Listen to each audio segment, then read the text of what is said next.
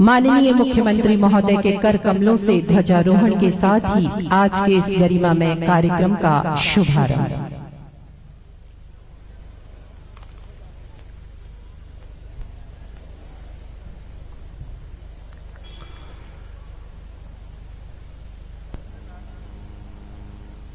सम्मान गार्ड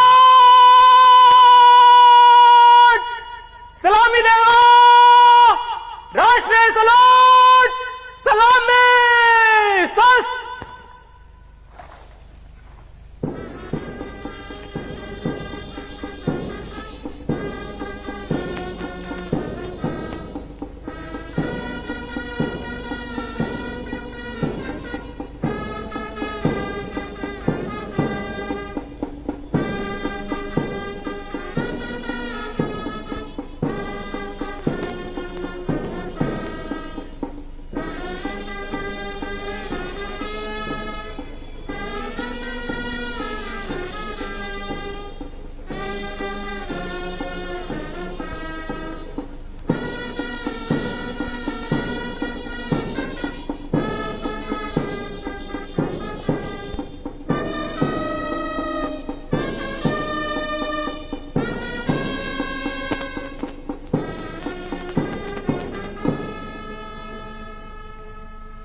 सम्मान गार्ड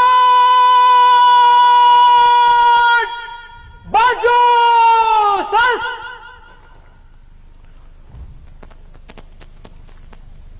सम्मान गार्ड विश्राम। ये तो आजाद सुबहों की बातें हैं, पर जब हम उन गुलाम रातों की सोचते हैं तो एक एक पल सदियों सा लगता है। चित्कार करती हुई जंजीरों की आवाजें रोम रोम में सिहरन से भर देती है। वो रक्त रंजित इतिहास हमें उन वीरों की याद दिलाता है जिनके खून के कतरों ने भारत की आजादी का बीज बोया। और अब इस गरिमामयी समारोह के मुख्य अतिथि मुख्यमंत्री छत्तीसगढ़ शासन माननीय श्री भूपेश बघेल जी प्रदेश की जनता के नाम अपना संदेश प्रस्तुत करेंगे। हमार सियान दाई दीदी भाई बहनी संगवारी और मयारू नोनी बाबू मल्ल जय जोहार। आज भारत के 73वां गणतंत्र दिवस हवे। हम भारत के लोग के बनाए अपने संविधान ला लागू करे के पावन दिन है। ये बेरा में आप मन के हार्दिक अभिनंदन हवे। जब हम अपने गौरवशाली संविधान की बात करते हैं तो हमारी आंखों के सामने उन अमर शहीदों के चेहरे नजर आते हैं जिनकी बदौलत भारत आजाद हुआ था। अमर शहीद गैन सिंह, शहीद वीर नारायण सिंह, वीर गुंडाधुर जैसी विभूतियों की बदौलत 1857 की क्रांति से पहले हमारा छत्तीसगढ़ भारत की राष्ट्रीय चेतना से जुड़ा था।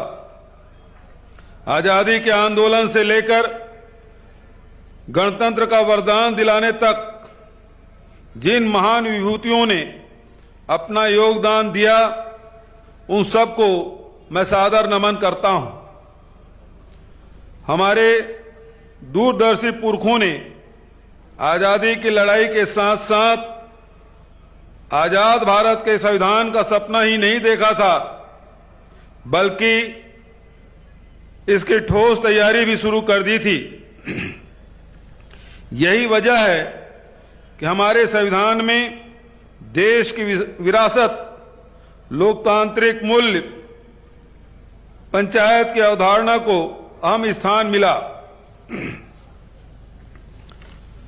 राष्ट्रपिता महात्मा गांधी, प्रथम राष्ट्रपति डॉक्टर राजेंद्र प्रसाद, प्रथम प्रधानमंत्री पंडित जवाहरलाल नेहरू, प्रथम विधि मंत्री बाबा साहब डॉक्टर भीमराव अंबेडकर, प्रथम उप प्रधानमंत्री तथा गृह मंत्री सरदार वल्लभ भाई पटेल, प्रथम शिक्षा मंत्री मौलाना अबुल कलाम आजाद सहित संविधान निर्माण की प्रक्रिया में शामिल महान भावों और उस दौर के विभूतियों ने भारत के नवनिर्माण की नींव रखी थी। उसी पर देश बुलंदियों के नए नए शिखर पर पहुंचे हैं। मैं उन सभी के योगदान को याद करते हुए सादर नमन करता हूं। आज जब हम अपने देश की पावन पहचान तिरंगे झंडे की छांव में खड़े होते हैं तो आन बान और शान से लहराते तिरंगे में हमें अपनी महान विरासत के अनेक रंग दिखाई पड़ते हैं जो हमें भाव विभोर करते हैं और गौरव का एहसास दिलाते हैं। हमें अपनी आजादी को बचाने, गणतंत्र को मजबूत करने, संविधान के प्रति आस्था और निष्ठा दोहराने के लिए प्रेरित करते हैं। हमें इस बात का पुरजोर एहसास होता है कि हमारा संविधान ही हमारे लोकतांत्रिक मूल्यों, मौलिक अधिकारों का प्रणेता है। इसे सहेज कर रखना हम सबका परम कर्तव्य है। भाइयों और बहनों, इस वर्ष हम देश की आजादी की 75वीं सालगिरह मनाएंगे। यह अवसर मनन करने का है क्या देश आजादी तथा लोकतंत्र के लक्ष्यों को पूरी तरह हासिल कर सका है। आजादी के समय जिस तरह सांप्रदायिक उन्माद का वातावरण बनाया गया था, क्या आज हम उस चुनौतियों से निश्चिंत हो पाए हैं? क्या जनता के स्वाभिमान, स्वावलंबन और सशक्तिकरण के लक्ष्य पूरे हो पाए हैं? यदि नहीं, तो आज की सबसे बड़ी प्राथमिकता क्या होनी चाहिए? क्या सांप्रदायिक उन्माद देश की प्रगति में रुकावट नहीं है? मेरा मानना है कि आज भी हमारी सबसे बड़ी जरूरत आपसी एकता की है, समन्वय की है, आपसी प्यार और सहभागिता से आगे बढ़ने की है, ताकि नकारात्मक विचारों को किसी भी क्षेत्र में स्थान न मिल पाए। हमारी जरूरत सद्भावना के साथ विकास की है, हर हाथ को काम देने की है। छत्तीसगढ़ राज्य गठन के बाद एक नया अवसर मिला था कि सही प्राथमिकताओं से विकास की सही दिशा तय की जाए, लेकिन विडंबना है कि 1.5 दशक का लंबा समय गलत प्राथमिकताओं के कारण खराब हो गया। हमें 3 वर्ष पहले जब जनादेश मिला तो हमने छत्तीसगढ़ में न्याय, नागरिक अधिकारों और जन सशक्तिकरण का काम मिशन मोड में किया है। यही वजह है कि आज प्रदेश में चारों ओर न्याय, विश्वास, विकास, उसमें जन जन की भागीदारी की छटा दिखाई पड़ रही है। 3 साल पहले प्रदेश में बेचैनी और बदहाली का सबसे बड़ा कारण था जनता के सपनों, जनता की जरूरतों और सत्ता की सोच में एक रूपता नहीं थी। मैंने गांव-गांव दौरा किए और हर समाज, हर वर्ग के लोगों से मिलकर वास्तव में जनता के सपने पूरे करने की रणनीति अपनाई। अलग अलग जरूरतों के लिए योजनाएं बनाई। मैंने और हमारे साथियों ने देखा था कि इस वक्त किसान भाई धान का सही दाम नहीं मिलने के कारण निराश थे। हमने वादा निभाया और सरकार बनते ही 2500 रुपये क्विंटल की दर से भुगतान किया। इस काम में बाधाएं आई, उसका भी समाधान किया।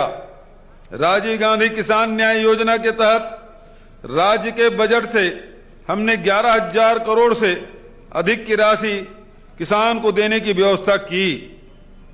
अब इस योजना में धान सहित खरीफ की सभी फसलों, लघु धान्य फसलों जैसे कोदो, कुटकी, रागी, दलहन, तिलहन तथा उद्यान की फसलों को भी शामिल किया गया है।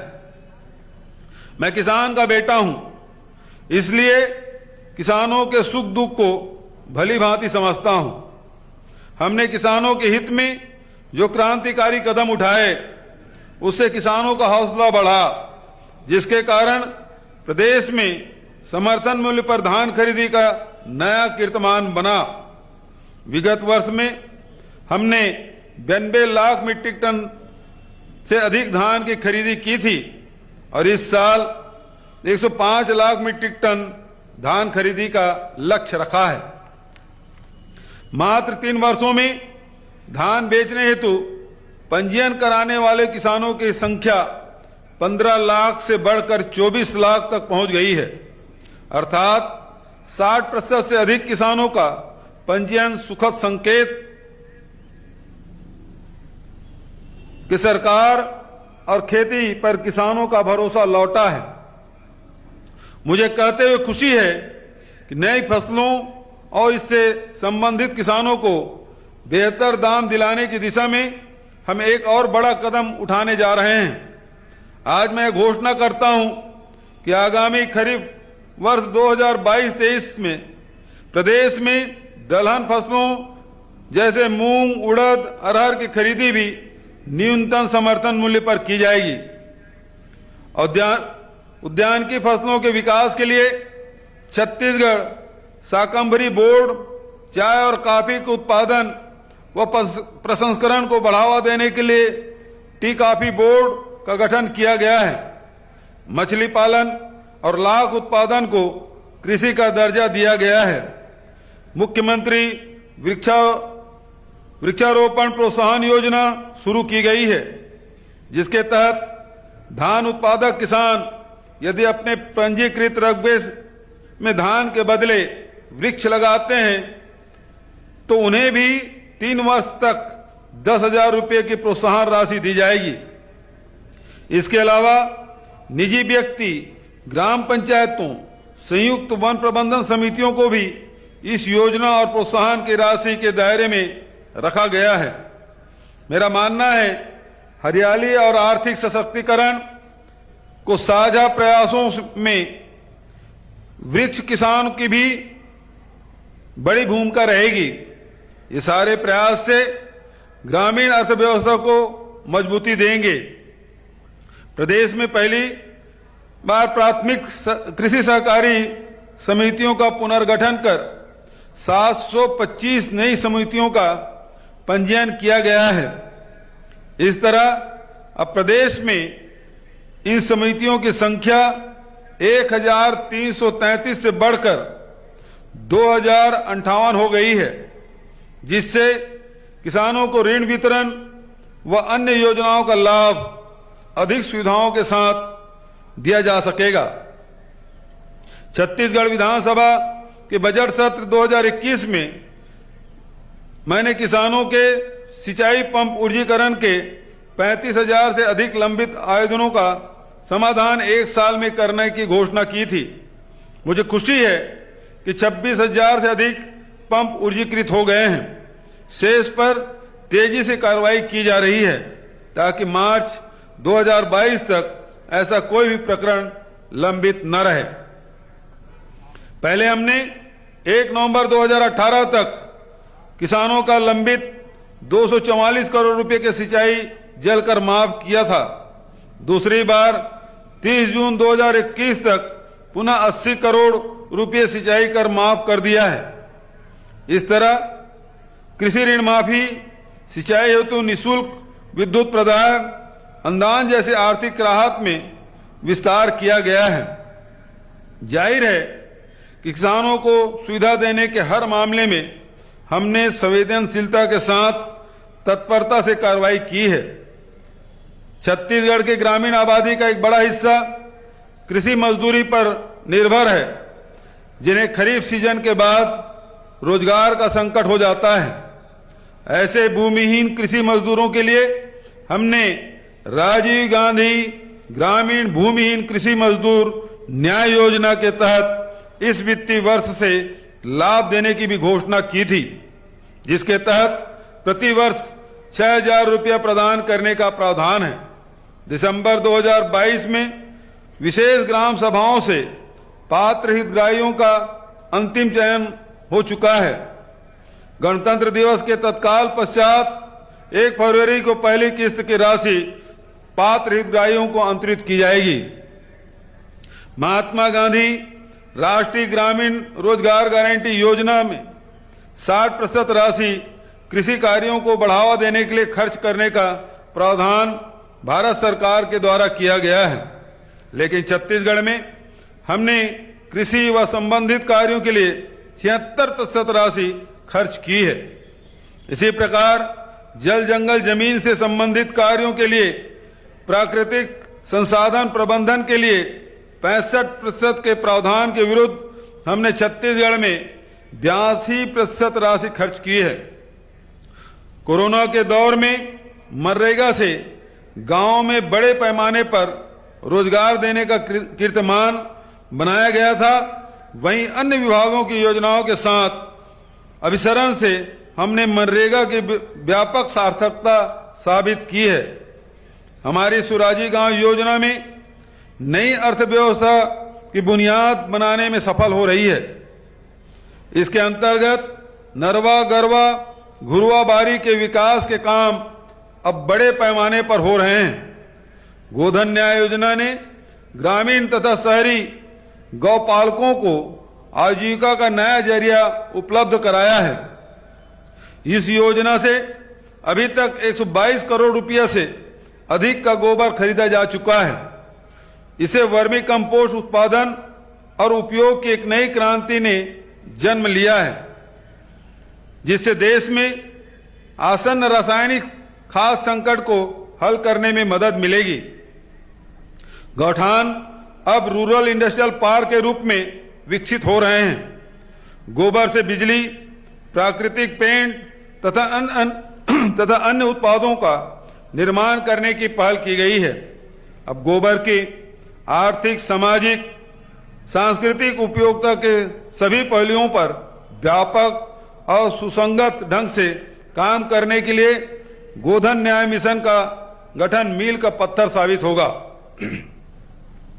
कोरोना महामारी के समय जब बड़ी संख्या में हमारे प्रवासी श्रमिक छत्तीसगढ़ लौटे, तब हमने उनके हित के लिए विशेष प्रयास करने का संकल्प लिया था, जिसे अमल में लाते हुए छत्तीसगढ़ राज्य प्रवासी श्रमिक नीति 2020 को बनाकर लागू किया गया है।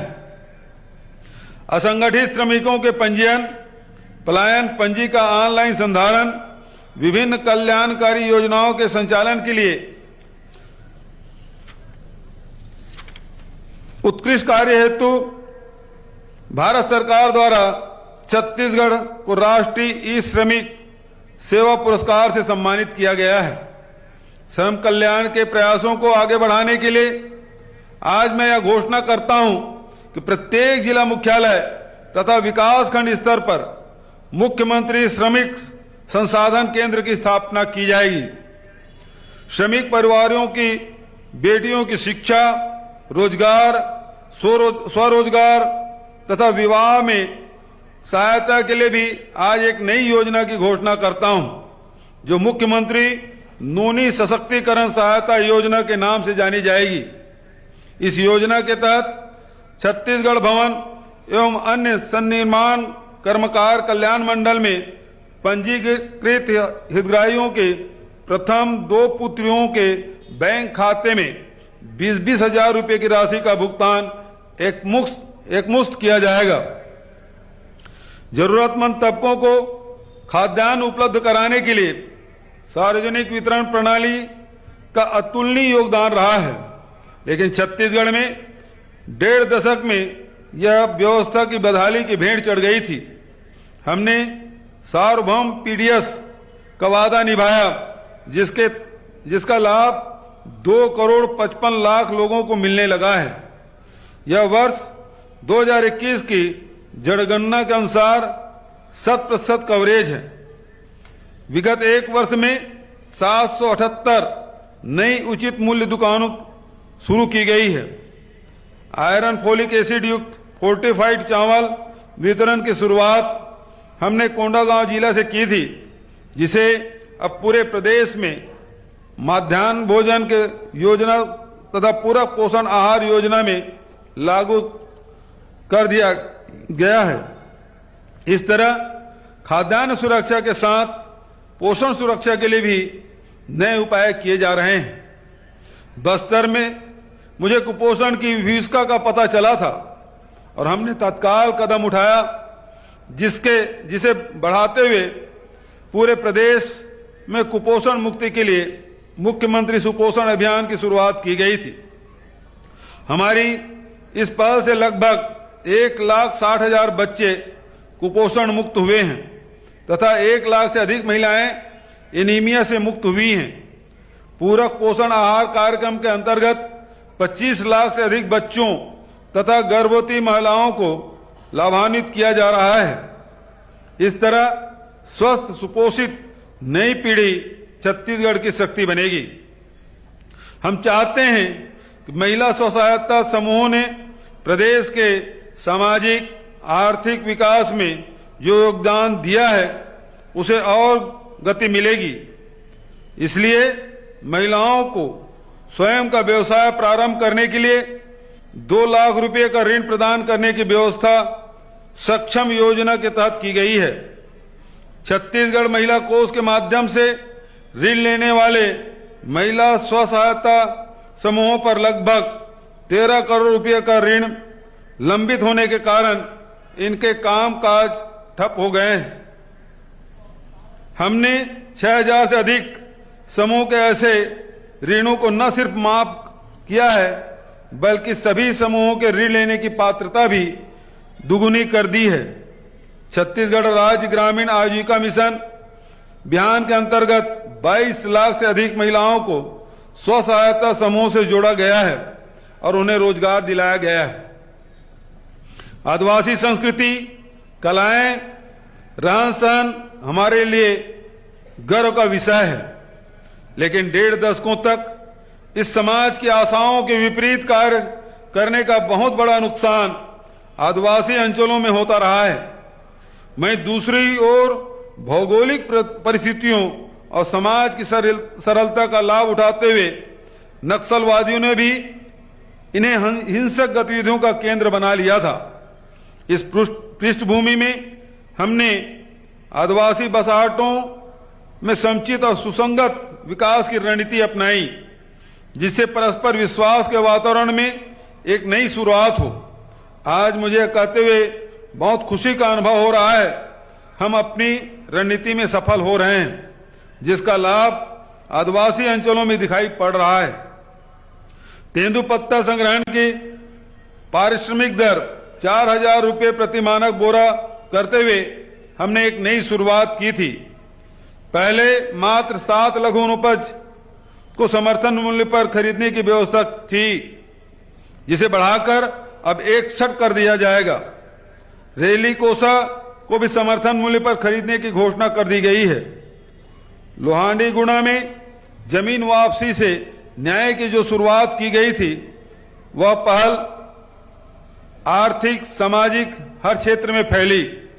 नक्सली हिंसा के कारण बंद स्कूलों को चालू कराना, अदालती मामलों से मुक्ति, निरस्त वन अधिकार दावों की समीक्षा, व्यक्तिगत तथा सामुदायिक वन अधिकार अधिमान्यता पत्रों का वितरण, कुपोषण मुक्त बस्तर, मलेरिया मुक्त बस्तर अभियान, डीएमएफ व अन्य निधियों की मदद से काजू, कॉफी, पपीता जैसे नए ढंग से खेती को बढ़ावा, कनिष्ठ सेवा चयन आयोग का गठन, मुख्यमंत्री हाट बाजार क्लिनिक योजना, आमचो बस्तर विश्व आदिवासी दिवस पर अवकाश, सड़क, बिजली तथा मोबाइल नेटवर्क, हवाई सेवा, देवगुड़ी क्षेत्र का विकास प्राधिकरण में स्थानीय नेतृत्व, मधुर गुड़ योजना, बस्तर दशहरा के लिए माझी, चालकी आदि के मानदेय राशि में वृद्धि, नारायणपुर जिले में मसाहती सर्वेक्षण जैसे अनेक प्रयासों से स्थानीय जनता और सरकार के बीच आपसी विश्वास का मजबूत रिश्ता बना है। यह हमारी सबसे बड़ी पूंजी है जो आदिवासी अंचलों में विकास के नए नए द्वार खोलती है।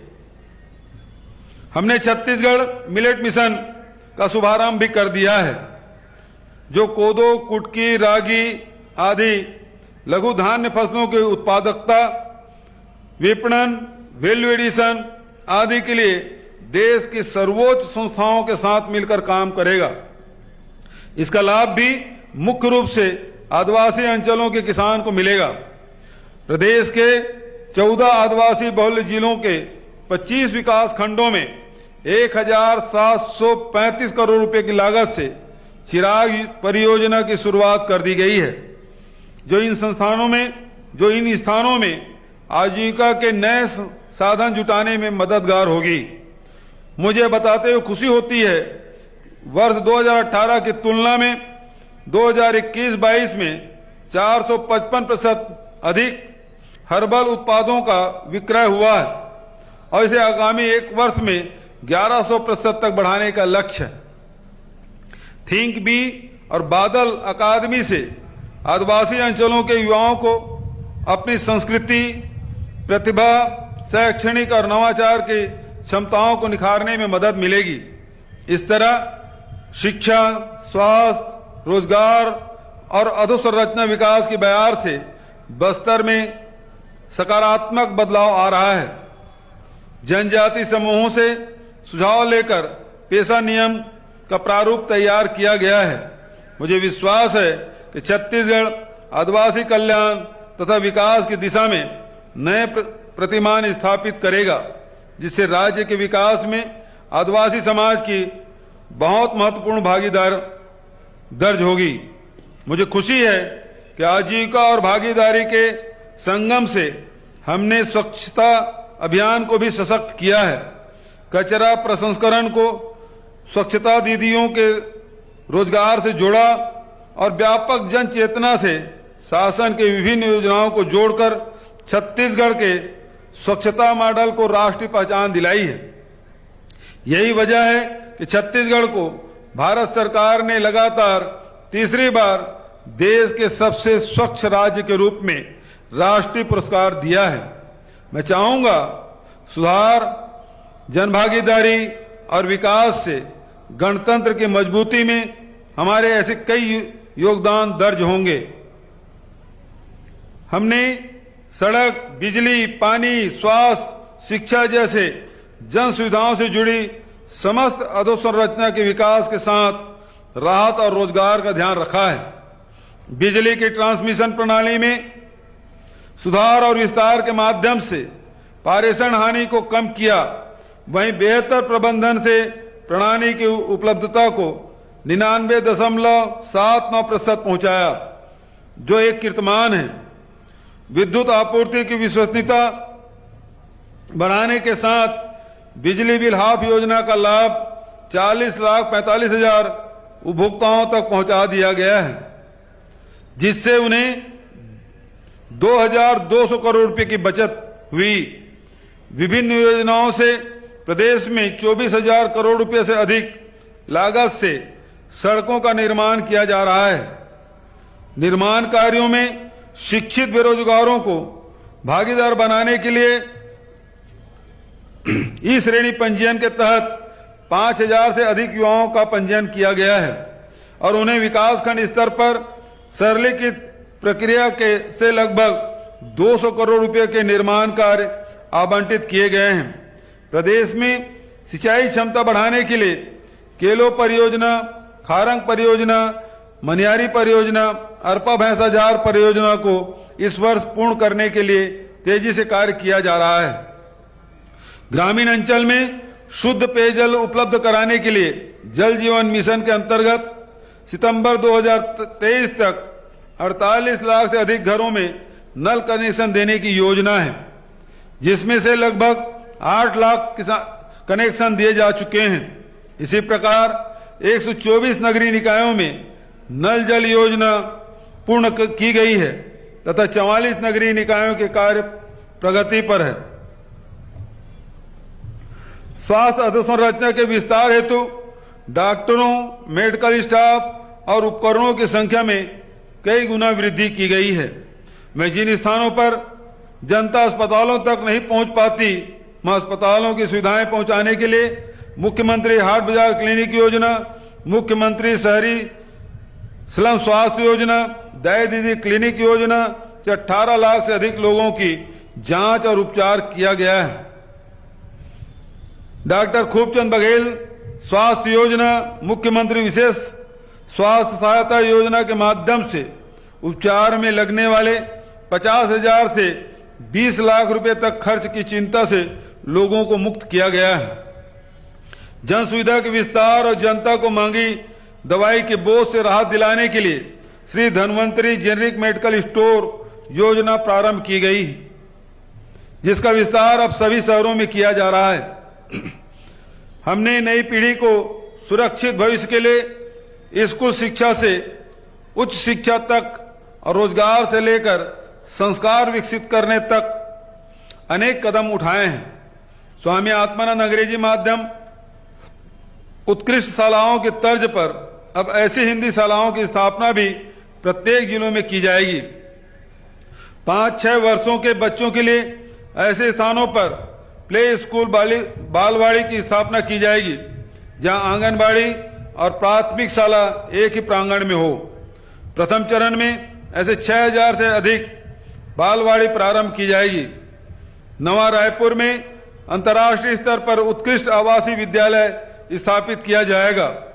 हमने बच्चों की जरूरतों को पूरी संवेदनशीलता के साथ समझा है, इसलिए कोरोना के कारण अपने माता पिता खोने वाले बच्चों के लिए महतारी दुलार योजना शुरू की थी, जिसके तहत 2,500 से अधिक बच्चों को 2 करोड़ रुपए की छात्रवृत्ति दी गई।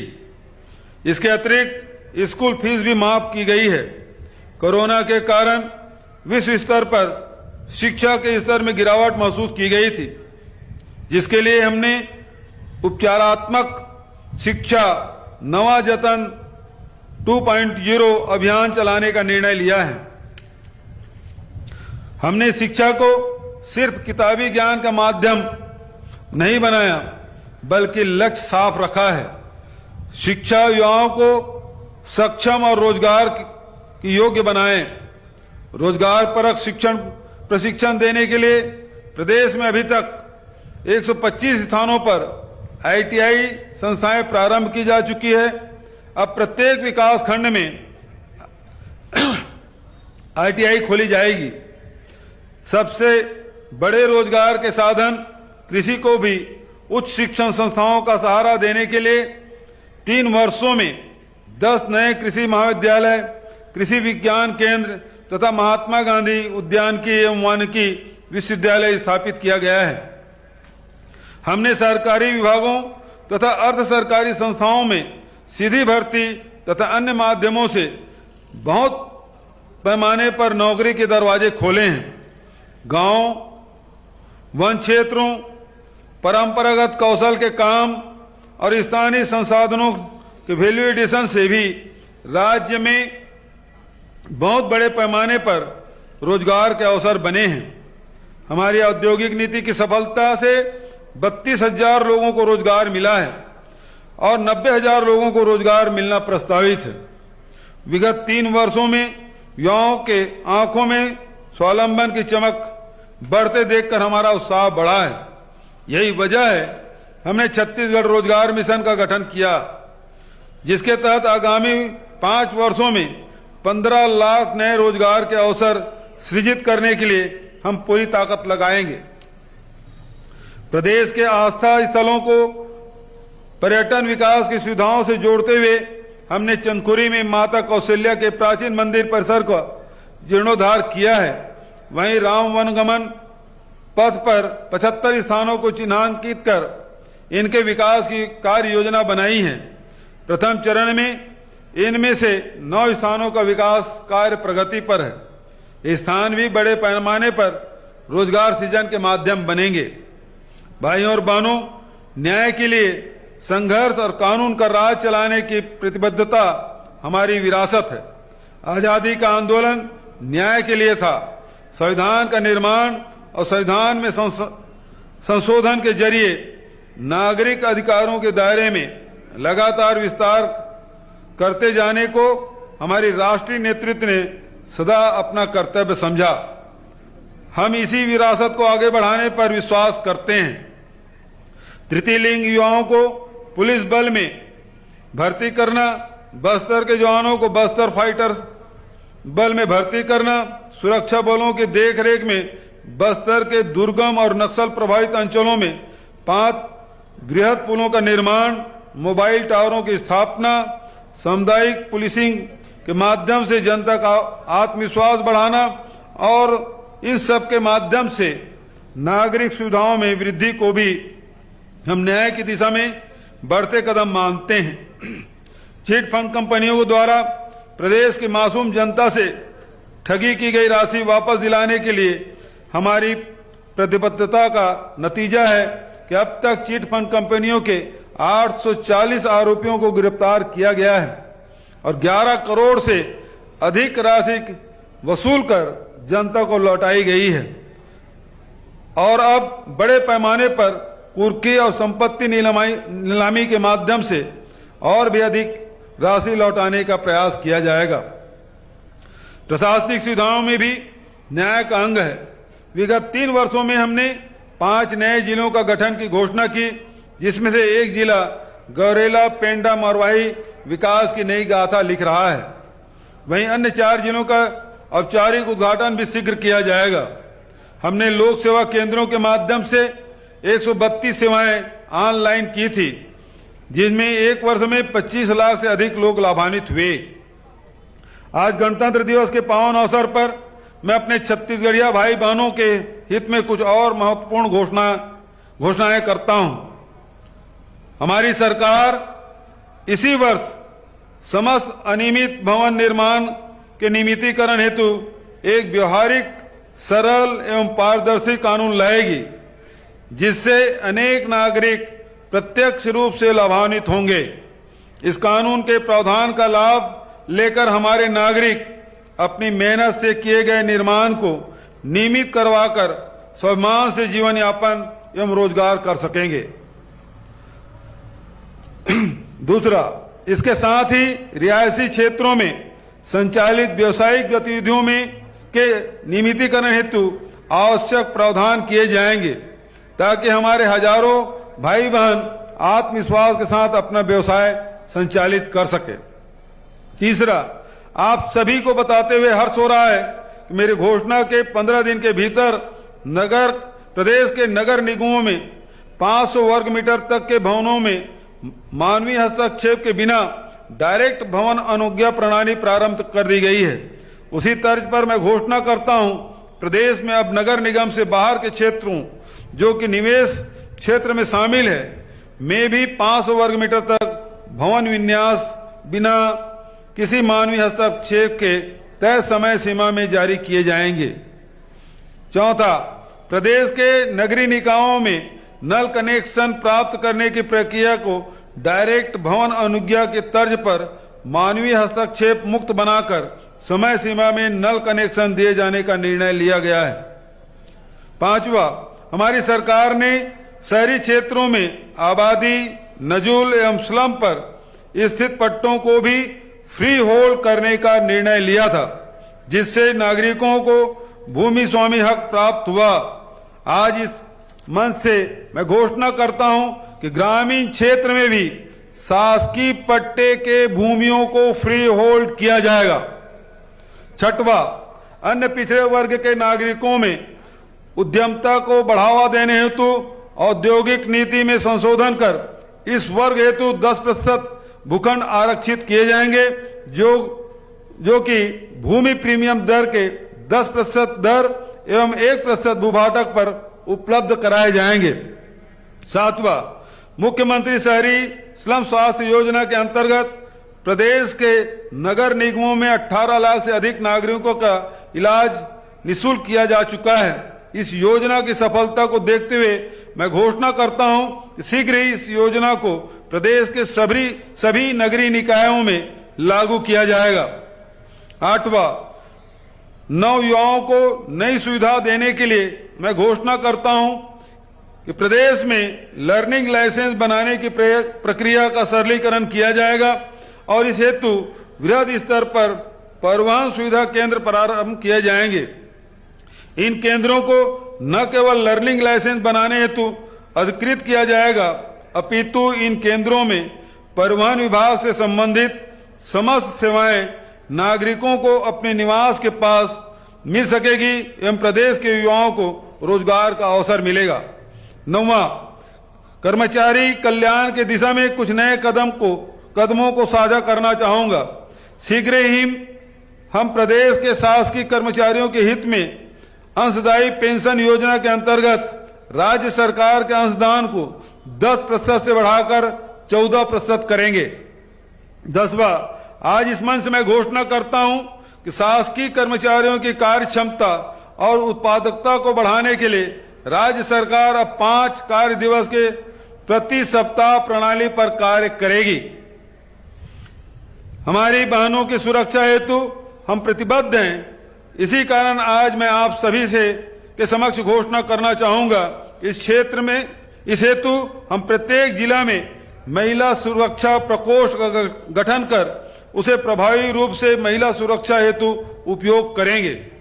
12वां, मैं घोषणा करता हूं, प्रदेश में तीरंदाजी को प्रोत्साहित करने हेतु जगदलपुर में शहीद गुंडाधुर के नाम पर राज्य स्तरीय तीरंदाजी अकादमी प्रारंभ की जाएगी। 13वां, वृक्ष कटाई के नियमों की जटिलता एवं उसके कारण वृक्षारोपण हेतु नागरिकों के अरुचि को देखते हुए राज्य सरकार शीघ्र ही इन नियमों का नागरिकों के हित में सरलीकरण करने जा रही है। इसे तो हम समस्त प्रासंगिक अधिनियमों एवं नियमों में आवश्यक संशोधन लाने जा रहे हैं।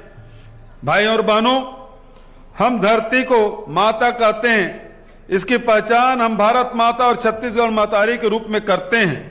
तो मेरा मानना है, हमारा संविधान मां के आंचल के समान है, जिसके छांव में सबसे ज्यादा सुरक्षा महसूस की जाती है। जब हमने नवा छत्तीसगढ़ गढ़ने का संकल्प लिया था, तब हमने मन में छत्तीसगढ़ मातारी और प्रदेशवासी सभी भाई बहनों और इस तरह हमारे विस्तृत कुटुंब रूपी प्रदेश के मान सम्मान और कल्याण की कामना की थी। संसाधनों से भरी हमारी धरती समस्त छत्तीसगढ़ वासियों को रोजगार और खुशहाल भविष्य की सुरक्षा दे सकती है। इसी लक्ष्य को ध्यान में रखते हुए हमने समावेशी और टिकाऊ विकास का जो मॉडल अपनाया, वह छत्तीसगढ़ मॉडल के रूप में आज हम सबके लिए गौरव का प्रतीक बन गया है।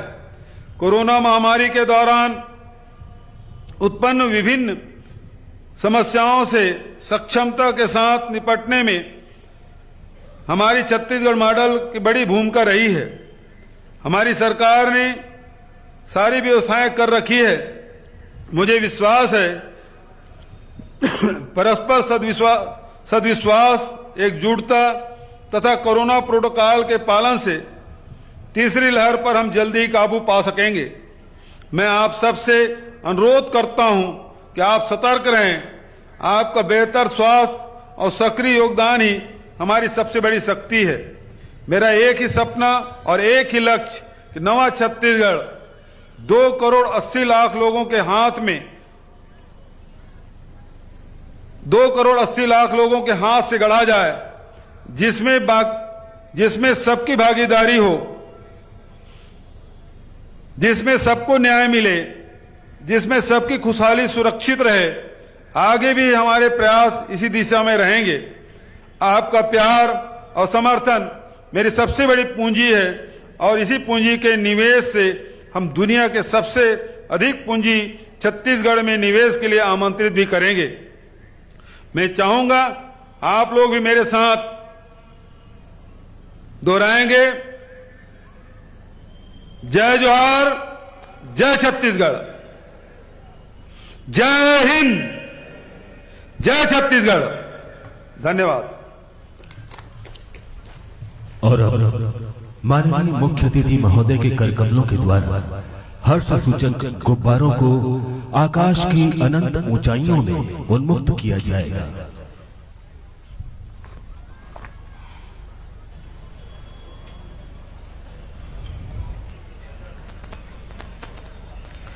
सम्मान गार्ड सावधान। जैसे ये कह रहे हैं, लो शांति के दूत चले, हो प्रसन्न अभिभूत चले, क्यों बैर क्यों किस लिए गिले, आज मिलो तुम सभी गले, खुद जियो औरों को जीने दो, भुला दो सब शिकवे गिले, मिट जाए कल की सघन निशा, जब आंख खुले तब दिन निकले, जब आंख खुले तब दिन निकले।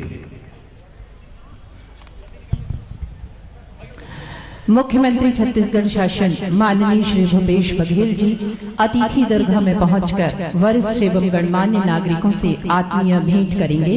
उनकी अगुवाई कर रहे हैं जिला प्रशासन प्रमुख कलेक्टर बस्तर आदरणीय श्री रजत बंसल जी और पुलिस प्रशासन प्रमुख उप पुलिस महानिरीक्षक और वरिष्ठ पुलिस अधीक्षक आदरणीय श्री जितेंद्र सिंह मीना।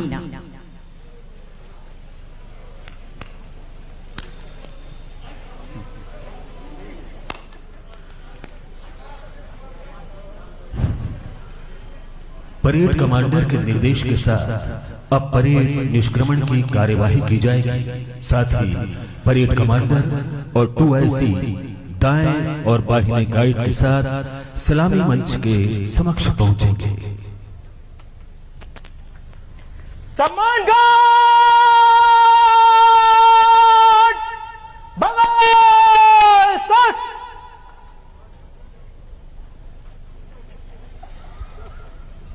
सम्मान गार्ड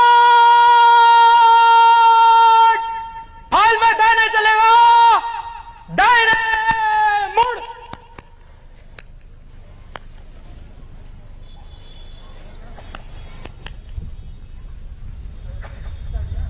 सम्मान गार्ड दाहिने घूम, बाएं से तेज चल।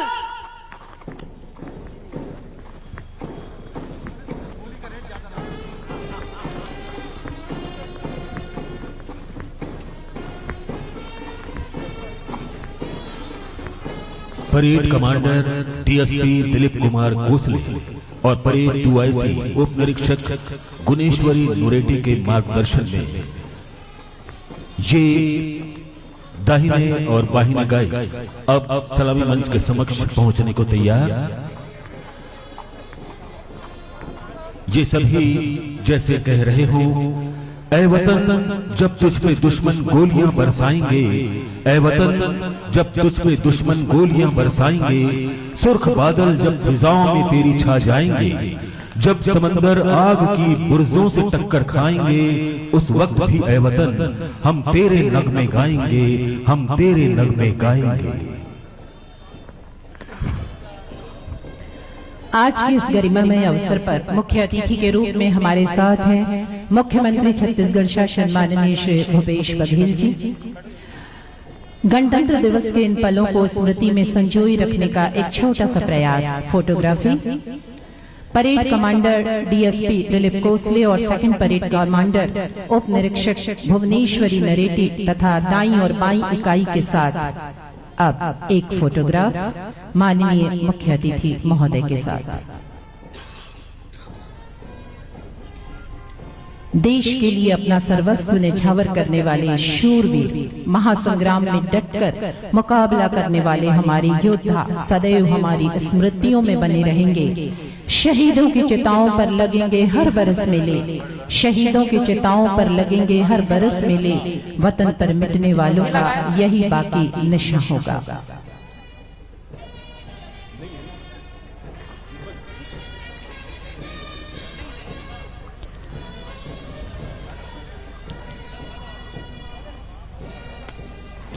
परेड निष्क्रमण की कार्यवाही संपन्न हो रही है।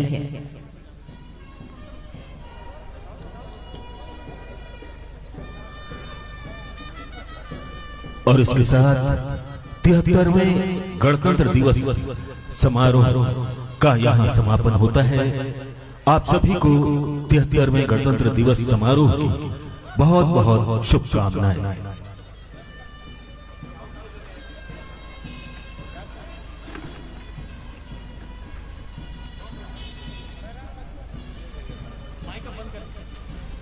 माइक बंद कर दे, माइक दोनों बंद कर।